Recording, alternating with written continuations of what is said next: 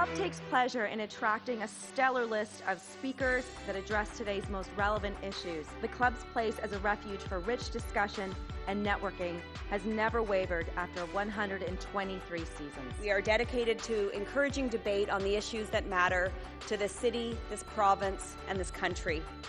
The Canadian Club is one of the most important podiums anywhere in the world that a Canadian can speak to, tell Canadians what it is that they think, develop those thoughts. And so I want to thank you for that very, very much. Please join me in thanking our esteemed panelists today. Through our programs and events, including our youth and young leaders programs, our diversity partnerships, our joint events, and our media and social media opportunities, we offer you access to dynamic political, social, and business figures from abroad and right here at home. The platform from which the eloquence of Canada has flowed all of that time, whether it be business, education, politics, sports, arts, and culture.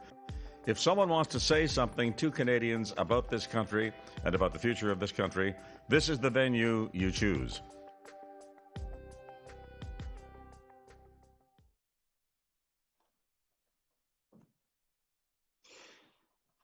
Hello, and thank you for joining us. My name is Glenn Parkinson, and I'm an executive member of the Canadian Club Toronto. It's widely agreed that there's nothing more universally Canadian than hockey. And today, we're joined by some of this season's best-selling authors for an insightful conversation about the timeless social and cultural impact of hockey in Canada.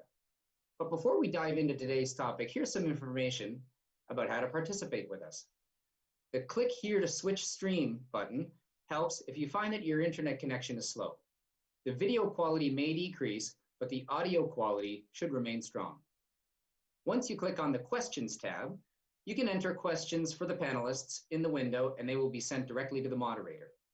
The Request Help button, located in the bottom right of the page, is for technical support should you run into difficulty. Thank you to today's sponsors, Canadian Tire and Bauer. The Canadian Club is a nonprofit, and we've been gathering people together for 124 years, and it's because of our sponsors that we can continue to do that. We're grateful for your support of today's discussion. Now, to introduce today's speakers. Kirstie McLellan Day, one of the top hockey book writers in the world, with many, many titles, including Wayne Gretzky's 99 Stories of the Game, and Curtis Joseph's The Untold Story of My Life on and Off the Ice. Harnarayan Singh, co-host and play-by-play announcer, Hockey Night in Canada Punjabi, and author of One Game at a Time, My Journey from Small-Town Alberta to Hockey's Biggest Stage. And Rick Vaive, former captain of the Toronto Maple Leafs and author of Catch-22, My Battles in Hockey and Life. And we're fortunate to have today's expert panel moderated by Simpson, reporter from NHL on Sportsnet. One of the club's traditions that hasn't changed in this virtual world is that we toast to our country at the beginning of every event. And if you have a drink handy, please join me in a toast to Canada. And now, Kirstie, I'll turn the Canadian Club podium over to you. Thank you so much, Glenn, for the introduction. And first of all, just thank you to the Canadian Club for inviting us all to be a part of this panel today to talk about one of my favorite topics, hockey. I want to just start by saying, hockey has been such a huge part of my life, both personally and professionally. It all began as a kid growing up in London, Ontario. I always say that if it weren't for the fact that I was the middle sister between two hockey-playing brothers, I guarantee you I would not be doing what I do today. So you can blame them. But for me, my love of hockey began as a little girl, not playing hockey, because really not a lot of little girls were playing hockey when I was growing up. But it was being dragged from rink to rink across Ontario, watching my brothers Dave and Craig play hockey, and of course watching Hockey Night in Canada with my family every Saturday night, never imagining that one day I would actually be a part of that show, because of course women weren't on Hockey Night in Canada then.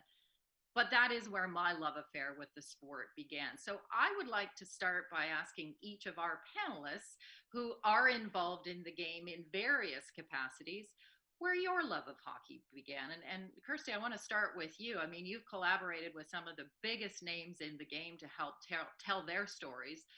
Where did your love of hockey begin? My love of hockey began with my kids. I have 5 kids, 4 boys and a girl. And our eldest was a goalie and just played kid hockey. And so we'd go to a few of the games, and then one of his brothers started playing and his sister started playing. And they all had to be goalies because I was like, yeah, the equipment's in the garage. So they all were goalies, and our daughter ended up playing NCAA Div 1 hockey.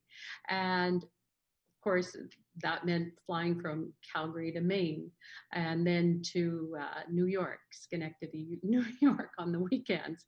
Quite a trip. And that's where my love began. And that was watching my kids play. The quintessential Canadian hockey mom. I love it. You're the fabric of this country, that's for sure. Rick, before you were captain of the Maple Leafs, you were, like so many kids who grow up in this country, dreaming of being captain of the Toronto Maple Leafs. Where did your love of hockey begin? Well, it all began in Ottawa, actually, on our outdoor rink in the backyard. And I don't know how my father accomplished it, but I think we lived in a 5-plex or 6-plex, and he somehow got all the other fathers to agree to use everybody's yards to build this big rink. And I mean, we spent like many hours every single day out on that rink. And it's kind of funny because the amount of hours that I spent out there in the minus 15 or minus 20 temperatures, never once did I ever complain or feel cold. And now I can't stand the cold. So anyway, it comes full circle, I guess. Well, and Harnarayan, you're a colleague of mine. You've become a good friend. It's so good to see you. Your book, as it says, you came from small town Alberta to hockey's biggest stage. How did hockey influence you growing up in Brooks, Alberta? Well, one of your brothers and one of his teammates had a lot to do it, and you can see the number 99 behind me. And growing up in Alberta in the 80s and the 90s, the Battle of Alberta was pretty strong, and there was a fellow named Wayne Gretzky. And my family, my sisters, who are all older than me, I'm the youngest in the family, and they were already hockey fans and big Gretzky fans. And so I grew up immersed in that atmosphere. My kind of obsession with hockey was unrivaled in that town of Brooks. And I was the only visible minority, but I was the only kid showing up at school wearing hockey jerseys. And, when Gretzky was traded to the Kings, it quickly switched, even though I was only 4 or 5 years old, to the Kings. And my hockey card collection and, obsessing over the facts and information on the backs of the hockey cards. And this microphone behind me, emulating people on TV like Ron McLean, who's become an amazing, person of guidance and a mentor for me. And the obsession to become a hockey broadcaster was so strong. And I played a ton of ball hockey. I actually didn't play ice hockey when I was a kid because my parents didn't skate. My family didn't skate. That wasn't something they were originally into. But the passion for hockey was just so strong. And I knew that this is what I wanted to do when I grew up. Kirstie, you've been called really one of the world's most prolific hockey writers. You've collaborated with so many of the biggest names in the game, number 99 to mention just one. And so many of your books have gone on to be bestsellers. So I want to ask you, what do you think it is about hockey players and their stories that resonate so much with Canadians? Why do we care about them so much? Oh, that's a really good question. Well, I like to think that I write books about the men set in hockey. It's not so much about the game as it is about the people. And I find that a lot of the men I write about, a lot of the players I write about have very strong family connections and women behind them.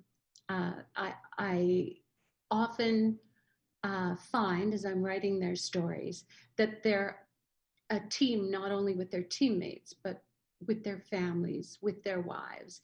And those stories and their parents are often very influential. So I think as Canadians, we're very interested in family and the game of hockey, of course.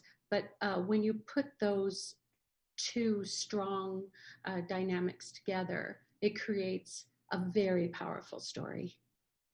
Well, and actually on that topic, Rick, I know you talk a lot about your grandmother being really one of the heroes in your life. Talk a little bit about how she influenced you. Well, I think she influenced me. I mean, not for hockey, so to speak, but as a person. She went through a lot of adversity throughout the years, and of course, 6 children, the youngest being my Uncle Frank, who was handicapped and blind from birth, and she had to look after him. And my grandfather was an alcoholic, and unfortunately sometimes was, gone for, days at a time.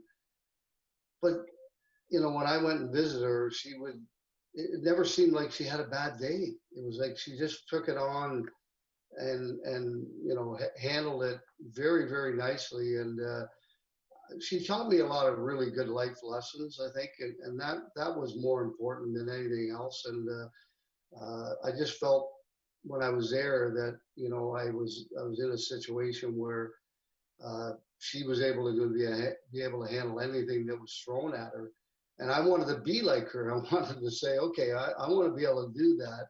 And she was a wonderful, wonderful person. And, I loved playing music, for putting records on for my uncle and singing with him and having fun. And those are, really, really fond memories for me. And Harnarayan, I mean, while we're on the topic of family, your family is front and center throughout your entire book, obviously meant so much to you. And I've got to say, I felt like I learned so much about your family, traditions, your parents, and just the things that were important to them and how that instilled in you. I wonder if you could talk about your family and how they influenced you, and didn't say, "Are you crazy? This is your dream? What, are you kidding me? That's not possible." Yeah, well, Christine, it's pretty fascinating. I've always admired how my parents were somehow able to maintain their faith, heritage, culture, language, even though they came here in the 60s to Southern Alberta as teachers. And that was a time when, people may not have even heard of a turban, let alone seeing one. And the adversity and challenges they went through in terms of things like racism, but things like, it was blatant, it was indirect, but it was also in terms of they came here with very little. They came here for an opportunity to try to provide for their families back home. And something like education meant so much more to them than the average person, because my mom, who was a principal in India too of a girls' school, originally she had to go on a hunger strike just to convince her family and her grandfather to let her even get an education. And my dad is the second person from his small village in India to be able to get a post-secondary degree. And so they really valued these types of opportunities that they had when they came here. And in terms of support for me, and they've always been kind of a champion of my cause. Whatever I'm doing, whatever I'm into, my family drops everything to try to help and support. And I've seen that in so many different ways. And in terms of the obsession for hockey, yes, my dad being 7 post-secondary degrees, a PhD in math, and he used to write and create the grade 12 diploma exams in Alberta and Edmonton for how many years.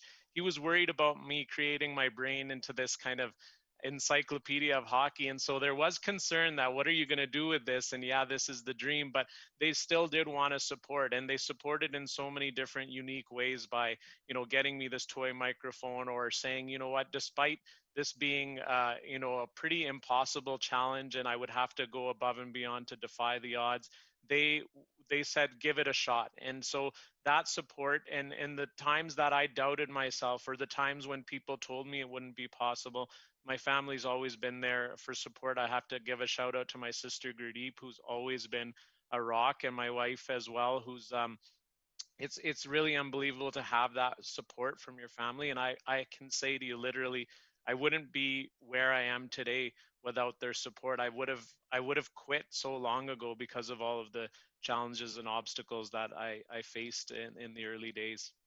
Okay, so I do have to ask you as a follow-up, though, they must have been pretty darned impressed when they, like me a couple of weeks ago, saw you online having a chat with, our Prime Minister, Justin Trudeau. Okay, that had to be pretty cool.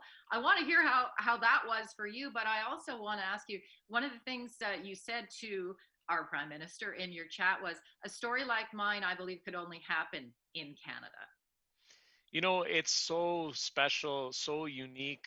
It really is something I'll never forget, to be asked by the Prime Minister's office and by Justin Trudeau to have a one-on-one chat with him. And when I reflect on my family's origins in Canada, my great-grandfather came in 1907. And when I grew up, having to justify my Canadianness, having people assume that I wasn't from Canada, and having to say, well, no, hold on a second, I'm born here, or having people come up even today and say, oh, wow, you don't have an accent. And it's like, wait a minute, I'm born here, I am Canadian. Like, and so when I reflected on my family's history with my great-grandfather coming over 100 years ago, that during that time frame, Canada was not a welcoming place for people who were different. And the federal government, the prime ministers of that time, Mackenzie King, and we've heard all the names, and we focus on the good stuff, which is a good thing to do. But what they were saying from the parliament at that time is they wanted just a white Canada, and it wasn't welcoming for my great-grandfather. He didn't necessarily have the greatest experience here, spending almost a decade here doing various jobs, and he had to go back. And he decided to risk his life on a ship to go back to India. And when I think about where we were at that point in time in Canada to, a couple of weeks ago, where a person like me who looks like me from that same lineage, who was asked to speak to the Prime Minister one-on-one for a good 10, 15 minutes, it's so special. And it meant so much to me, my family, but I would say the entire community. An incredible moment for sure.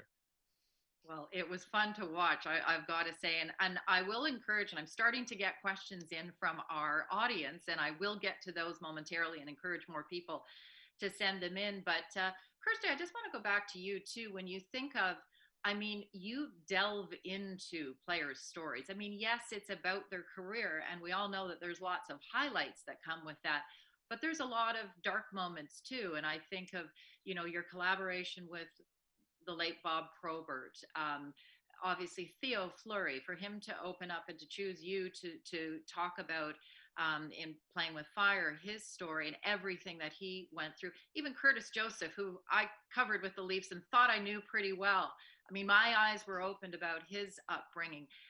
How does that process work? How do you get these players to be so comfortable to open up like they do to you? And do you feel it's almost therapeutic for them?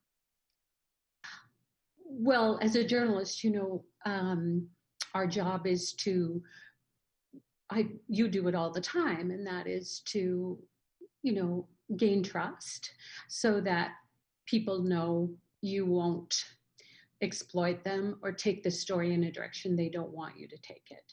And I almost liken it to being an FBI profiler, and that is I really try to get inside the player's head if they allow me to.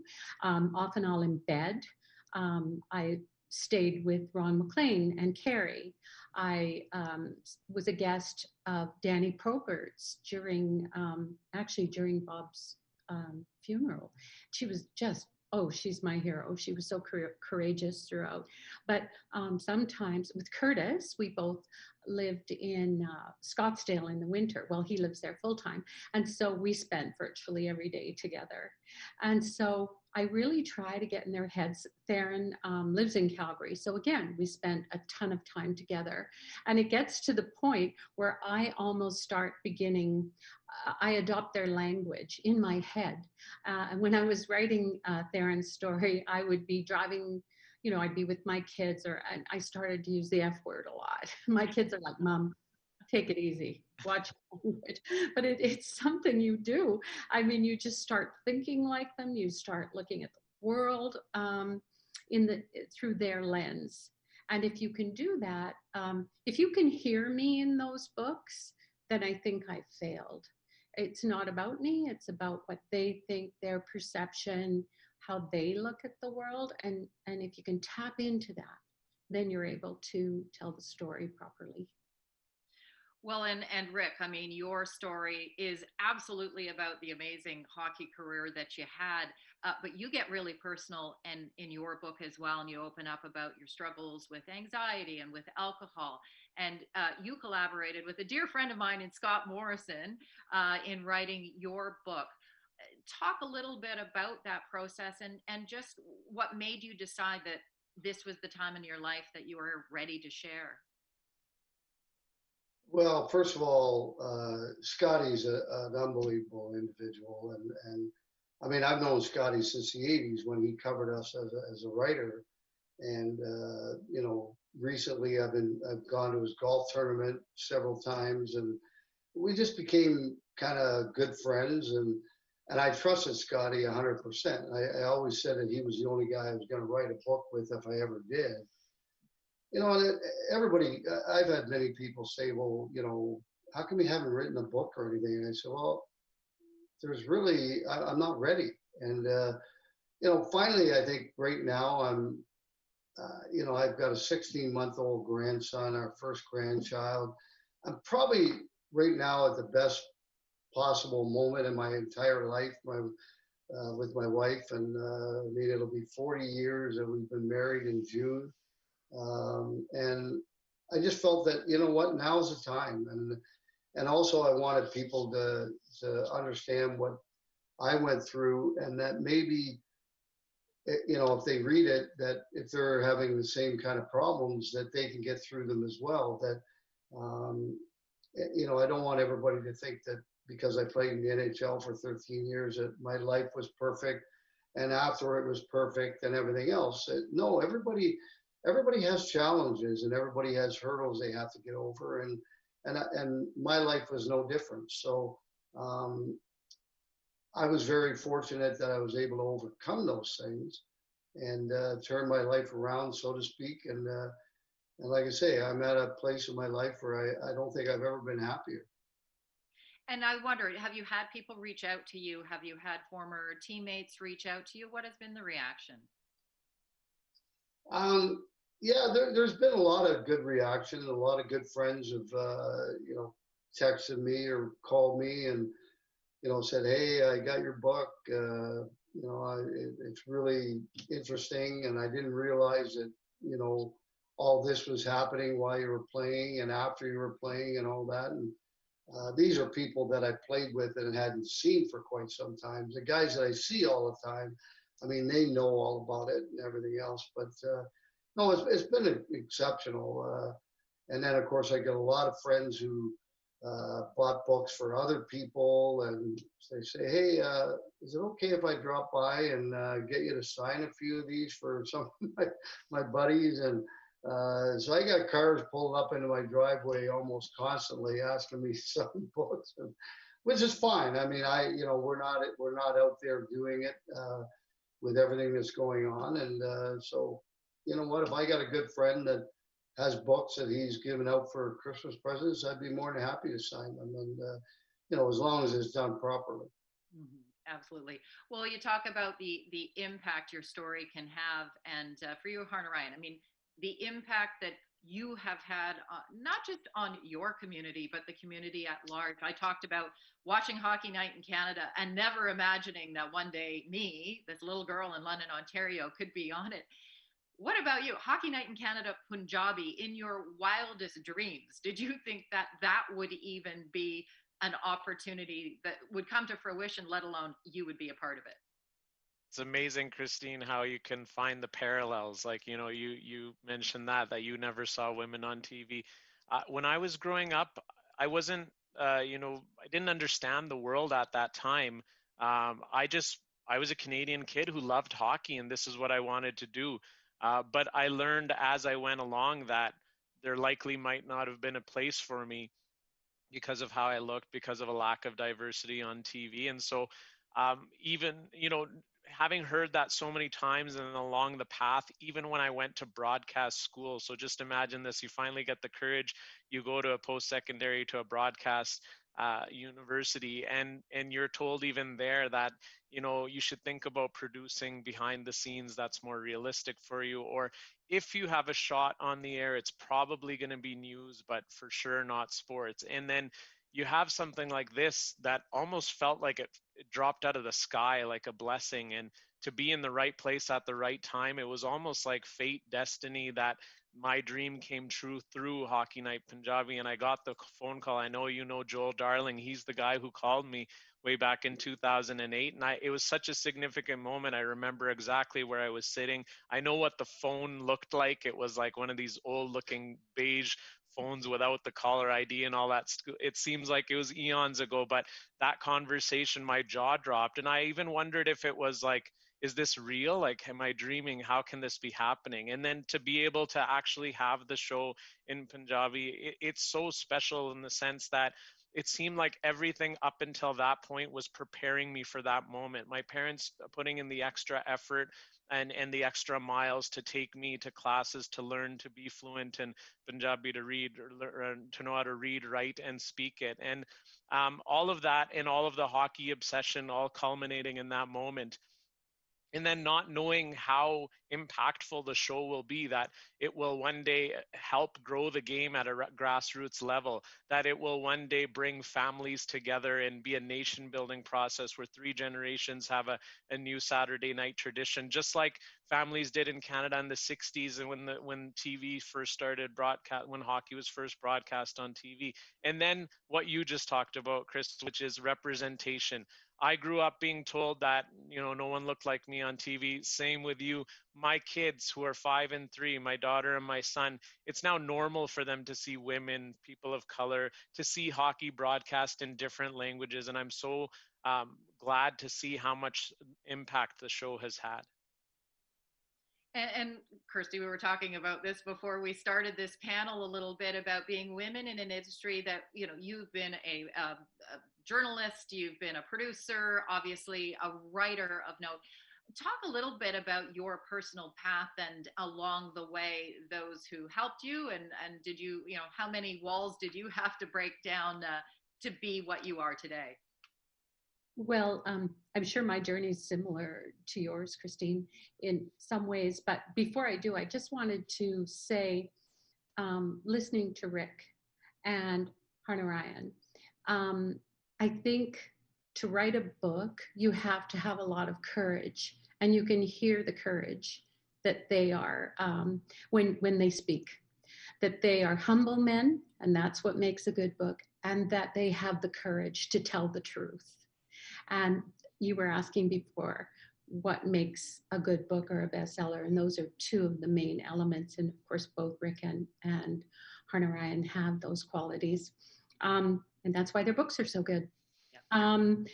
My journey, it was basically, hockey mom, but I'm married to a wonderful man, a journalist, Larry Day, and we had a production company. We have one, which our son Buddy now runs, and made a ton of TV shows in Canada.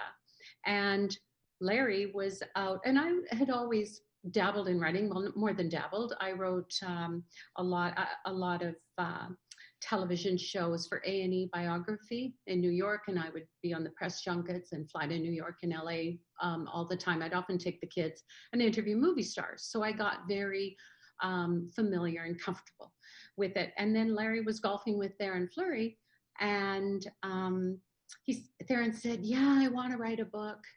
And Larry said, hey, my wife's a writer. And I had written a true crime book that was used at Mount Royal University in their criminology department about a really sad story about a woman, Liba Dolej, whose ex killed her 2 kids.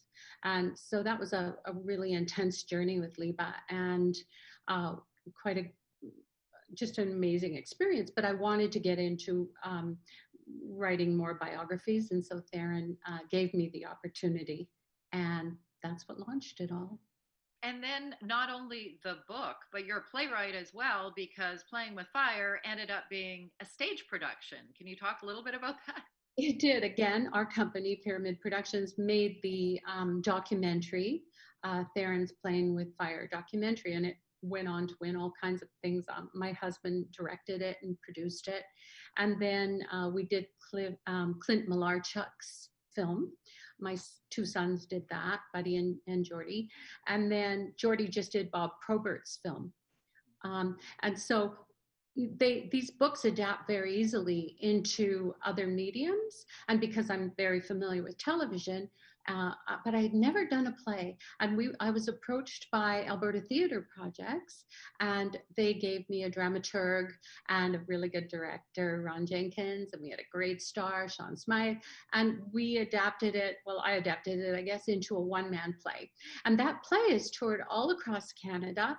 In fact, it just closed at the Mayfield in Edmonton. It's been in virtually every city. And now Sean is working with me and Theron, and we're trying to reconstruct it so that it can play outside on a real hockey rink. Oh my gosh, that would be something. Oh, yeah. Wow, very cool. So as I said, we're getting questions in from the people watching us. And so Rick, I had a question for you, but it's going to start with a question that just came in. Is being the captain of the Leafs like being president of the United States? Can take that a lot of places, but I was wanting to ask you about being captain of the Leafs, and correct me if I'm wrong, it was Harold Ballard, the then owner of the Leafs, I think, that came to you to say that you were going to be captain. You were just 22 years old. Can you just talk a little bit about that experience for you? Well, I mean, I've talked to a lot of guys who were captains of teams, and they were sat down by management, usually the general manager, the coach, and maybe the owner, and were kind of asked, would you like to be our next captain? We think that we would like to have you as our next captain. Is that okay? Well, not in my case. It was just Harold Ballard just said, you're our captain. And I'm standing there and I'm 22 and I'm thinking, oh my goodness, I'm really not ready for this yet. I might need another couple of years in the league before I could take that responsibility on. But then I'm looking at him and I'm thinking, but if I tell him no, he's going to trade me. And I had already been traded once, and I loved Toronto. I loved playing there. And I mean, yes, it was a great honor for him to say that to me. And you know, I was honored that he picked me to be the captain of the Toronto Maple Leafs. But at the same time, it was a real difficult decision. But ultimately, it came down to the fact that I loved Toronto. I loved playing for the Leafs. I didn't want to leave, and I said yes. And fortunately for me, I had Boreas Salming sit right beside me in the room, and he backed me a lot of times. And then we got a little bit younger within about a year and a half, so that made it quite a bit easier as well. So, I mean, it wasn't always easy, but most days it was okay. And but again, it was either take it at a young age and get through it, and I did. And I was more of a lead by example type guy anyway. I wasn't a guy to get up in the room and yell and scream and everything. And I was actually pretty quiet, but I wanted to do it on the ice and have people follow me. Of course, the image I think many of us have that remember back in the days at Maple Leaf Gardens was Harold in his bunker there. And you tell a few pretty good Harold Ballard stories. Very different from MLSE and the corporate entity that it is now. It was a bit of the wild, wild west under Harold, was it not? Well, it was more like Barnum and Bailey, the circus, to be honest with you. It was... boy, I mean, there was a lot of crazy stuff went on during the 80s when Harold was there, and probably even before that, before I got there in the 70s as well. But I mean, it was crazy. It was like every day was like something new came up. And I think Harold's goal every day was to be on the front page of the sports of every newspaper in the area. And he pretty much accomplished that. And, but I mean, for us, it was kind of like, okay, your job is to go out and play hockey and play to the best of your ability each and every day and every night that you're on Hockey Night Canada or not on Hockey Night Canada. And so you kind of had to put all that circus stuff aside and go out and do your job. It was hard, but if you're able to do that, then you could succeed in Toronto. And because believe me, it was crazy at that time. And the stuff that Harold would do, canceling our charters halfway through the year because the flight attendant wouldn't let him have a chocolate bar. I mean, to putting his dog in the team picture and right in front of him and I in the front row. Just the stories in the book about what happened to his dog too, which was pretty funny. It is pretty funny. You'll have to go out and buy the book to hear it. Harnarayan, we've talked about some pretty incredible situations that you have found yourself in, one being interviewed by the Prime Minister. The other was when you were in the Stanley Cup parade with the Pittsburgh Penguins because of a pretty special call that to this day you are known for. Tell me a little bit about you and Nick Bonino. Yeah, what an incredible bond that still, brings such a big smile to my face. Nick and I have become good friends, and our kids are the same age. And, it's really crazy because him and I, people who, he's originally from the States and his wife's from St. Albert, Alberta, though. Who would have thought we would have this bond for the rest of our lives, the rest of our careers? And a small mistake in my notes, and I get into the detail in the book, but the Coles Notes version is that left wing, center, and right wing. In my notes for that game, I accidentally wrote Bonino down in all three positions, and lo and behold, in 2016, he's playing for the Penguins. It was also a year, talking about Canada here, there was no Canadian teams in the playoffs in 2016, and a lot of us in the industry were quite worried about what was going to happen and how would that play out. Little did we know for Hockey Night Punjabi it would be, the most kind of successful, iconic year ever in the history of the show. And so we're following Sidney Crosby and the Pittsburgh Penguins, but little did we know it wasn't about Crosby and Malkin. It was about this HBK line with Hagelin, Bonino, and Kessel. And Bonino ended up scoring some huge goals during those playoffs, and series winners, game winners, overtime winners, you name it. And that original game, so there's actually multiple Bonino calls. The hockey world as a whole knows about the Stanley Cup final one against the San Jose Sharks that went viral all around the world. But the Pittsburgh Penguins fans who follow the team really closely know that there were actually some Bonino calls similar before that. And there was such a cult following we had in Pittsburgh. We had no idea how big it was. But lo and behold, when he scored those big goals, the adrenaline was pumping. And as Rick told me too, he enjoys watching our enthusiastic style of calling games. And it just came out as Bonino, Bonino, Bonino, Bonino, Bonino, Bonino, Nick Bonino. And it was just, I didn't even know, it was not planned. It was that mistake. And it just somehow came out. And there you go.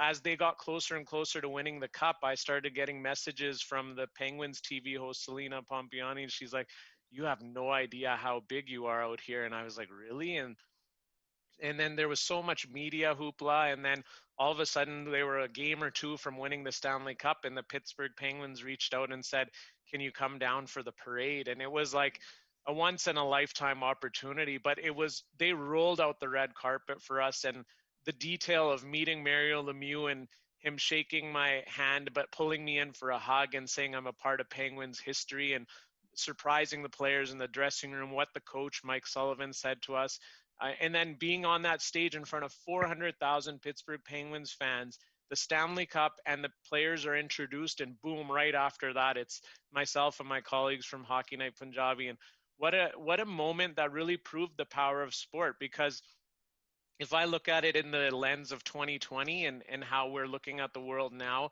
with everything that's gone on this year, there wasn't much diversity at all in that parade of 400,000 people. There would be no connection from someone like myself and all those fans had it not been for hockey. And so it really proved the power of sport. And to be, and you know, the other thing is we were in Pittsburgh for a number of days, staying in downtown, and we experienced nothing but love from people all over, you know, Pittsburgh and Penguins fans. And I would imagine if I would go there just randomly, you know, before the Bonino call, I might have had a different experience. So it was really unique, and it's something I'll never forget. It literally stands out like this vivid dream, and it's kind of like, wow, did that actually happen?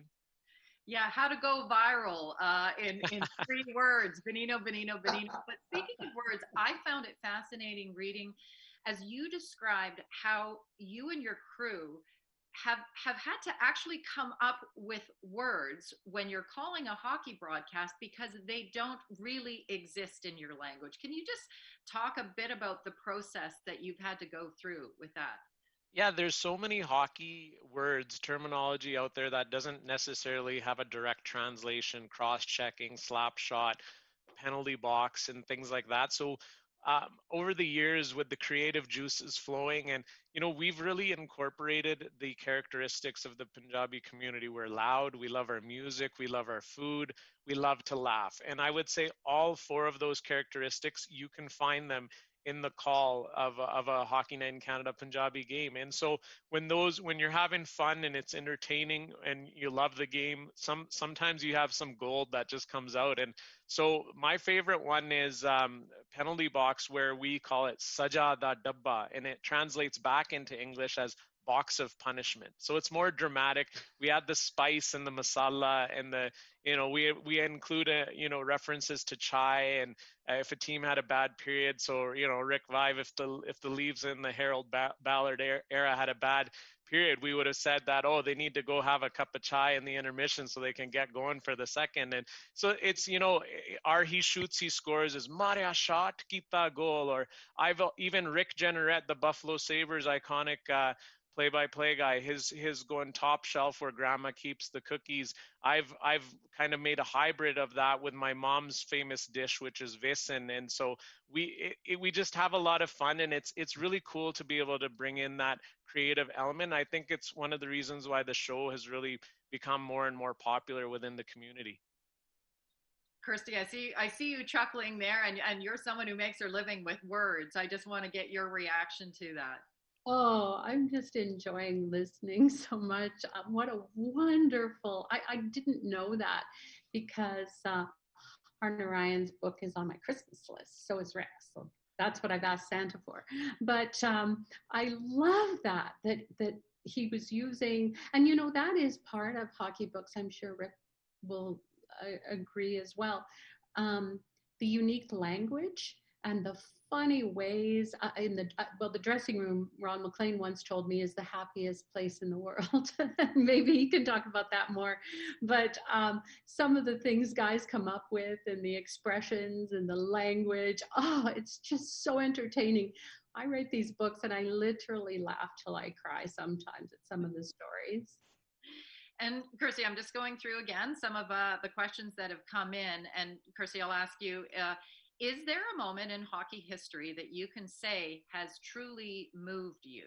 And for us, it's not in playing, it's as being fans. Oh, wow. That's a really good question. I know, it's a good question. A moment in hockey history that has really moved me. I'd have to think about that one. All right. I can let you think about that. Yeah. Okay. We can definitely get back to you on that. Yeah. Rick, another question for you then. What has been the greatest moment in your hockey career?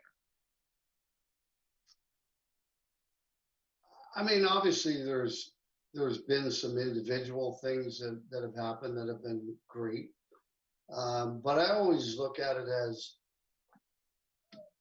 I got the opportunity and I had the honor of playing in the best league in the world for 13 years. I can't think of anything better than that. I mean, yes, the first 50 goal was special, but just getting to play in the best league in the world for 13 years, growing up in PEI and dreaming about it as a young kid, and I got to do that. I was, honored to be able to do that. and humbled at the same time that I got to do that. Not very many young boys that dream of it get that opportunity, and I got it. And I feel very, very blessed and lucky that I was able to do that. And you still hold the Leafs record for most goals in a season with 54. Now, we saw Austin Matthews. He looked like he was on pace to perhaps break it when the season was paused. I do want to ask you, I mean, hey, records are made to be broken. We hear Wayne Gretzky say that all the time, but just your thoughts. A, do you think that he will be the guy to break it? And how will you feel if and when that happens? Well, first and foremost, I don't think anybody wants a record broken, but, it's going to happen at some point. It's just the way it is. Last year, he was getting pretty darn close. And would he have scored 8 goals in 12 games and break the record, or 7 and tie it? I don't know. But the fact, if he had gotten injured and missed 12 games or 8 of those 12 games and not done it, that would have been one thing. But for the virus, the pandemic, to take that away from him, I felt bad for the young man. I really did. You don't get that opportunity very often, and he was right there, and that was swept right from underneath him by the pandemic, and I felt bad for him. So, I would think that, and of course it probably won't be this year because it'll be a 56-game season or thereabouts, but I would imagine once they get back to the 82-game schedule, I can't see anybody else in Toronto doing it other than Matthews. He's got an incredible shot. He's a great player, but the way he's able to score goals is amazing, and I'm pretty sure he'll get there at some point. Harnarayan, I'll put the question that I put to Kirstie to you too. Is there a moment in hockey history that you say has truly moved you?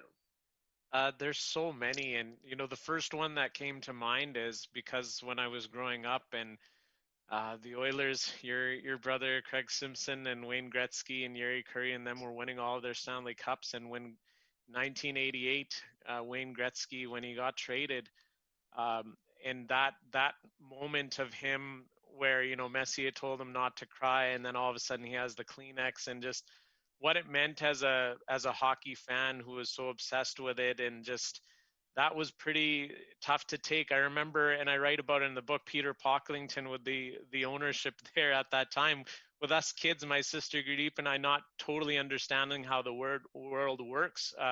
We went up to Mom right away and said, please, we don't want any Beatrice products at home at all anymore from this day on. And Peter Pocklington obviously owned that dairy company, Beatrice, and it was just that you can still picture that moment in your mind. But I've got so many moments. There's a whole chapter called Wayne's World in there, and I remember at a charity golf tournament that Wayne Gretzky had after he retired, and my sister and I were there as fans, and quiet moment when he was just sitting in a golf cart, and I started babbling and rambling on just like I do now, and I started talking, and he started listening, and there's a crowd of like 200-300 people, and security's like, what's going on? And I remember I just went through the security line, and they started coming towards my sister and I, and Gretzky's told them to stay back, and he allowed us to come, and my sister and I had this amazing conversation with him. He offered to autograph our jersey, and the year after we even had a picture with Gretzky sitting while he's in a golf cart, my sister and I, super fans. And the year after, we had that picture out with us, and he recognized us and offered to sign the picture again. And it's just those types of moments that really shows he was better than advertised in terms of how he is as a person. I remember my parents always teaching me about the Sikh community and their scriptures talking about abandoning your ego and being a humble person. And it was so cool to meet your kind of hockey idol and see that he was exhibiting some of those characteristics that I was learning at home were about being a good person. And so it helped attract me towards not only him as a hockey player, but who he was. And so those are some of those significant moments. There's so many more. I could go on and on, but I would end up taking up the entire time. So I'm going to stop now. Those are some good ones, though. I'll give you that. Kirstie, you've had some time. Do tell. I have. So, yeah, that's the thing about Wayne Gretzky, isn't it, Harnarayan? That when you speak with him, I'm sure you know this too, Rick and Christine. He makes you feel like you're the most important person in the world. He just has this unique quality, and he's so generous of spirit that he's the real deal. Just a great guy. But yeah, and I had actually thought of this when writing the book with Wayne. I did have a chance to talk with Willie O'Ree, who wasn't able to join us today, but he told me a story that I think really did affect me. And that was when Lynn Patrick invited him, and I'm just referring to my book, in 1957 to join the Bruins. He got the letter, and he was the first player of color in the league. And so he's playing for the Bruins, and once he got into the league, there was a lot of name calling, and because there were no other players of color. And so he told me that Eric Nestorenko, who was a winger with the Blackhawks and finished his career with over 1,000 penalties, was making racial comments and just wouldn't leave Willie alone. And Willie was at the time blind in one eye. Nobody knew that. But he wasn't a fighter. He was just a really strong player. And during warm-up, this guy was skating over and really giving him trouble. And 7 minutes in, Nestorenko butt-ended him in the mouth, broke his nose, split his lip, and knocked out his 2 front teeth, and then stood over him, calling him terrible words. But that wasn't what set Willie off. What set him off was Nestorenko was laughing at him. You're not going to do anything about this. And O'Ree thought, okay, either I do something now or I'm going to be chased around for the rest of my career. And he got up and clubbed Nestorenko over the head with his stick. Nestorenko needed 15 stitches, and Willie's career was on its path. And that really, that affected me. And I think about that story often. And I think it's a great moment in hockey that he overcame racism by standing up for himself and just not taking it anymore. Yeah, a wonderful man. I am sorry that he couldn't join us. I've been lucky enough to interview him a number of times. His book is amazing, and if you get a chance to see his documentary, Willie, it also is just an eye-opening tale of everything that he went through and everything he continues to do today with the National Hockey League, making sure that hockey is indeed for everyone, because we've come a long way, but we still have a ways to go. I'm going to wrap up by asking each of you just a final question. And Kirstie, for you, I just want to know, is there another book in your life? Is there a story that you want to write that you haven't yet? Or I don't know if you can share with us if you do, or what is next for you? Oh my gosh. I get I'm approached a lot, and I approach a lot of people, and there are 100 stories I want to write. And I'm on the path, talking to a lot of people and looking at different stories. And there'll be lots more books in my career. How about you? How come you aren't writing books? You're a wonderful journalist. Oh, well, you guys you've inspired me all today. Okay, I'm looking forward to your book. I might have to think about that. Rick, I know you're busy, not only with your family, your grandchild getting ready for Christmas, but what's ahead for you? And I guess I'd also like to know, with hockey hopefully coming back mid-January and with an all-Canadian division, what are you most looking forward to, even just as hockey fans watching that? Well, I mean, if it's an all-Canadian division, man, that's going to be pretty cool. I think it's going to be extremely exciting. You have so many. You got the Battle of Alberta. You got Toronto and Ottawa. I mean, it's all going to kind of come together, though, and then there's going to be a lot more battles within Canada. I think it could be just sensational. I'd actually love to see them keep it that way for good. I think it'd be good for the game to be quite honest with you. And I'm just looking forward to watching hockey again and not documentaries and everything else is what I'm doing now. I hear you. Harnarayan, I know you and I are both getting ready to get back to work. What are you looking forward to the most?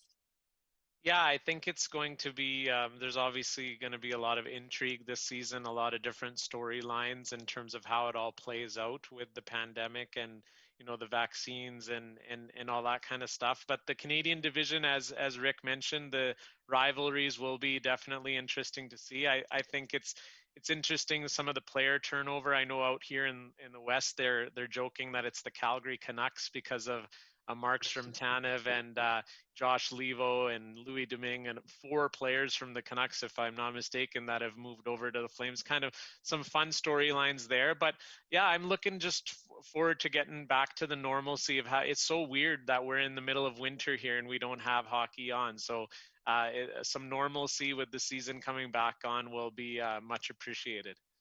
I think that's one thing we can all agree on. I just want to say thank you so much. I thoroughly enjoyed this discussion. I could do it anytime with the three of you. Thank you for giving your time, and thank you for your contributions for hockey fans out there. There's some great books that should be on your Christmas wish list if there aren't already. So thank you again to each of you, and I will send it back to Glenn. Thank you, Christine. Thank you. Thank you.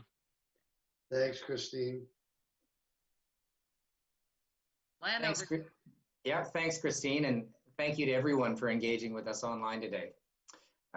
Kirstie, Harnarayan, and Rick, thank you for joining and providing such a wonderful and personal glimpse of your stories and experiences in the game. I really appreciated your openness. And Christine, thank you again for your expert guidance of today's discussion. That was our final event of the year before we break for the holidays, but we hope to see you again in the new year.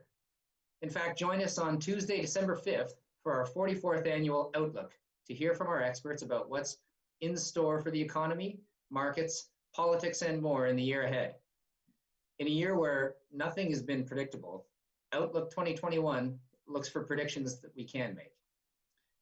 Thank you again to Canadian Tire and Bauer for sponsoring today's event.